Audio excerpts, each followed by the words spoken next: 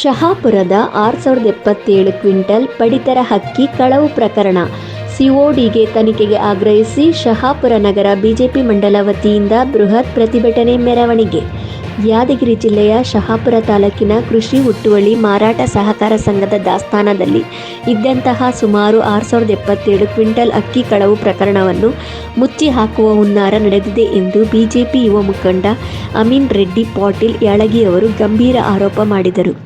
ಅಕ್ಕಿ ಕಳವು ಪ್ರಕರಣದಲ್ಲಿ ಶಹಾಪುರದ ಶಾಸಕರು ಸಚಿವರಾದ ಶರಣಬಸಪ್ಪ ದರ್ಶನಾಪುರ ಅವರು ಹಿಂಬಾಲಕರು ಇದ್ದಾರೆ. ಈ ಕೂಡಲೇ ಸಚಿವ ಶರಣಬಸಪ್ಪ ದರ್ಶನಾಪುರ ರಾಜೀನಾಮೆ ಕೊಡಬೇಕೆಂದು ಒತ್ತಾಯಿಸಿದರು.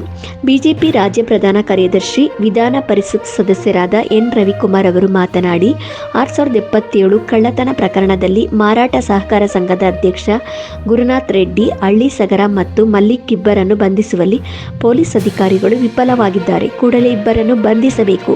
ಈ ಪ್ರಕರಣವನ್ನು ಸಿಒಡಿಗೆ ವಹಿಸಬೇಕೆಂದು ಆಗ್ರಹಿಸಿದರು. ಈ ಸಂದರ್ಭದಲ್ಲಿ ಪರಿಷತ್ ಸದಸ್ಯರಾದ ಬಿಜಿ ಪಾಟೀಲ್, ಶರಣುಪಾಲ ರೆಡ್ಡಿ ನಾಯ್ಕಲ್, ಗುರುಕಾಮರಾಜು ಗೌಡ, ಉಕ್ಕಿನಾಳ ಸೇರಿದಂತೆ ಅನೇಕ ಬಿಜೆಪಿ ಕಾರ್ಯಕರ್ತರು ಪ್ರತಿಭಟನೆಯಲ್ಲಿ ಭಾಗವಹಿಸಿದರು.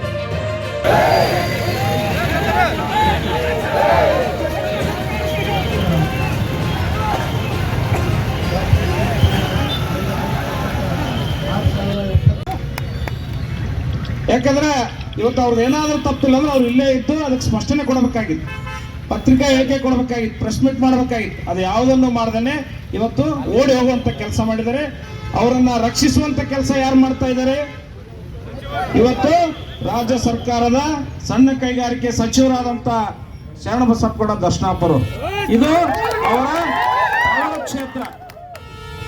ಅವರ ತವರ ಕ್ಷೇತ್ರದಲ್ಲೇ ಇವತ್ತು ಅಪಾರ ಪ್ರಮಾಣದಲ್ಲಿ ಇವತ್ತು ಉಚಿತವಾಗಿ ನಮ್ಮ ಪ್ರಧಾನಮಂತ್ರಿಗಳು ಕೊಡ್ತಾ ಇರುವಂತ ಇವತ್ತು ದೀನ ದಲಿತರಿಗಾಗಿ, ಬಡವರಿಗಾಗಿ, ಕೂಲಿ ಕಾರ್ಮಿಕರಿಗಾಗಿ ಹಂಚುವಂತ ಒಂದು ಅಕ್ಕಿಯನ್ನ ಇವತ್ತು ಇಂಥ ಒಂದು ಭ್ರಷ್ಟ